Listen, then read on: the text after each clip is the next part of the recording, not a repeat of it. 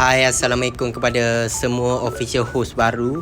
Okey, hari ni Mak nak share macam mana cara tutorial kita nak isi boran Sign With Us Bigo Live untuk Bigo bayar gaji kita lah, untuk kontrak. Okey, dekat sini korang pergi dekat bahagian Mi, lepas tu pergi dekat Creator Center. Tekan Creator Center, lepas tu pergi dekat bahagian Live. Pergi dekat bahagian Live ni. Lepas tu dekat bawah ni ada My Contract Status. Kau tekan je. Lepas tu pergi Verification, yang warna putih kat bawah ni. Tekan. Lepas tu tunggu dia keluar. Tekan dekat Broadcaster Verification. Tunggu dia keluar. Afghanistan, pilih lah Malaysia. Mana Malaysia. Lepas tu contoh. Ni contoh je Mak letak. Tu, ni nombor telefon Mat. Nombor ni tak boleh pun. Sekadar orang kata contoh saja. Ini korang tulis korang punya info lah. Jangan tiru macam Mat. Korang isi email, nombor telefon Malaysia. Lepas tu korang tekan next. Lepas tu korang pilih region korang untuk dokumen. Kalau region korang punya dokumen tu korang orang Indon ataupun orang Thailand ke, luar negara ke, daripada Malaysia, korang kena tengoklah dokumen apa isu country region dokumen korang. Kalau korang Indon, pilih Indon. Kalau korang Malaysia, korang pilih Malaysia. Lepas tu choose dokumen ni. Korang boleh pilih identity card bagi host yang Malaysia person. Bagi host yang dia bukan warga negara Malaysia tapi dia bekerja dan menetap di Malaysia, dia mesti pilih Malaysia Electronic Visa dan Indonesia Passport. Lepas tu expired date ni korang kena pilih lah.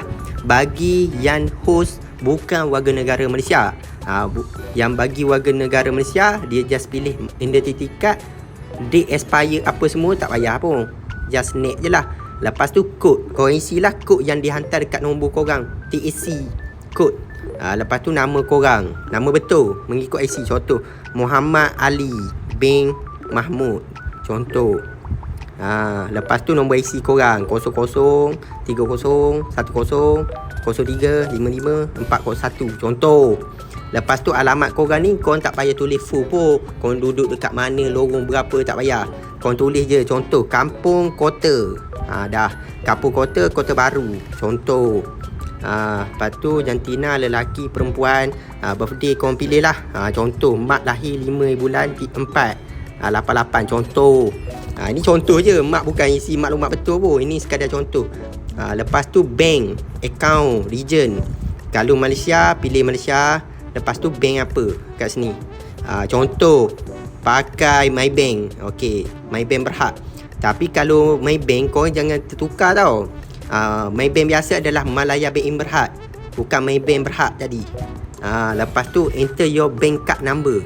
Ini nombor account, dia salah tulis tu, bank card tu. Sepatutnya account number. Contoh nombor, okey kita isi je. Mak tulis ni random. Lepas tu feed the card holder name ni, nama korang je lah. Muhammad Ali ni nama betul. Kad bank, nama korang. Isi je.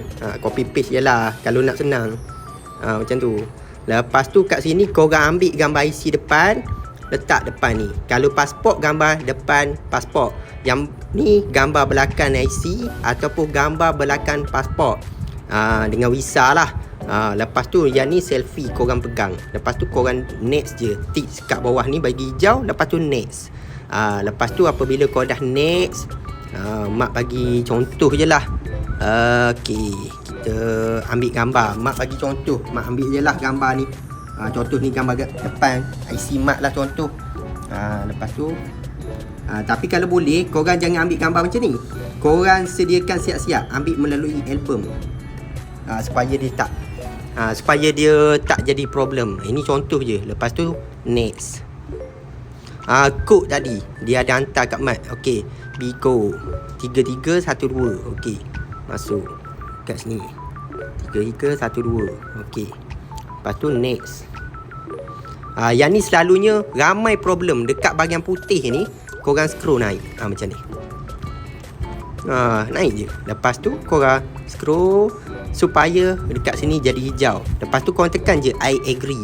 Selepas korang tekan I agree tu, dia akan keluar satu under review dalam pengesahan. Yang tu screenshot hantar dekat saya. Macam tu je. Yang ni saya tak tekan lah sebab ini buat demo je. Faham? Macam tu sahaja tutorialnya. Assalamualaikum.